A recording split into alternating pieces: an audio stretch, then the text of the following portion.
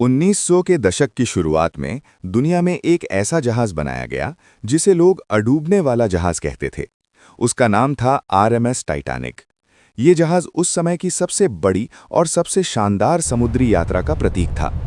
इसमें बड़े-बड़े dining hall, swimming pool, gym और शानदार कमरे थे।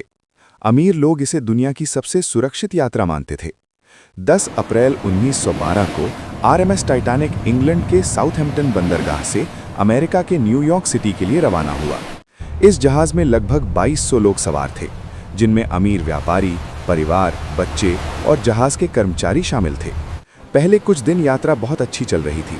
लोग जहाज पर संगीत सुन रहे थे, खाना खा रहे थे और समुद्र के खूबसूरत नज़ारे देख रहे थे।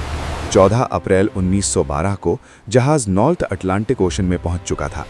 उसी दिन कई जहाज़ों ने रेडियो से चेतावनी भेजी कि आगे बड़े-बड़े हिमखंड यानी आइसबर्ग्स हैं, लेकिन आरएमएस टाइटैनिक बहुत तेज़ गति से आगे बढ़ रहा था। रात लगभग 11:40 पर जहाज़ के पहरेदारों ने अचानक सामने एक विशाल हिमखंड देखा। उन्होंने तुरंत अलार्म बजाया और चिल्लाए, "सामने हिमखंड है! सामने हिमखंड है!"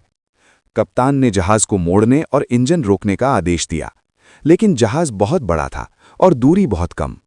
कुछ ही सेकंड में हिमखंड जहाज के किनारे से टकरा गया। टक्कर के बाद जहाज के नीचे के कई हिस्सों में दरारें आ गईं और पानी अंदर भरने लगा।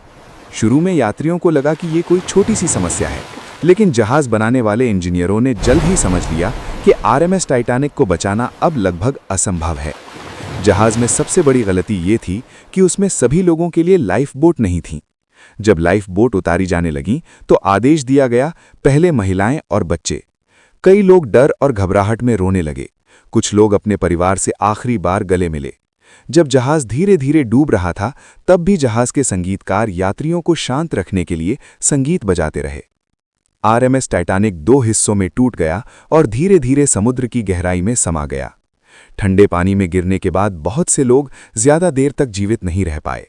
इस हादसे में करीब 1500 लोगों की मौत हो गई और लगभग 700 लोग बच पाए। साल 1985 में वैज्ञानिकों ने समुद्र की गहराई में आरएमएस टाइटैनिक का मलबा खोज लिया। आज भी ये जहाज नॉर्थ अटलांटिक ओशन की गहराई में पड़ा हुआ है। ये हादसा इतिहास की सबसे बड़ी समुद्री दुर्घटनाओं में से एक माना जाता है। इसके बाद समुद्री यात्रा के कई नियम बदल दिए गए ताकि भविष्य में ऐसी घटना फिर न हो।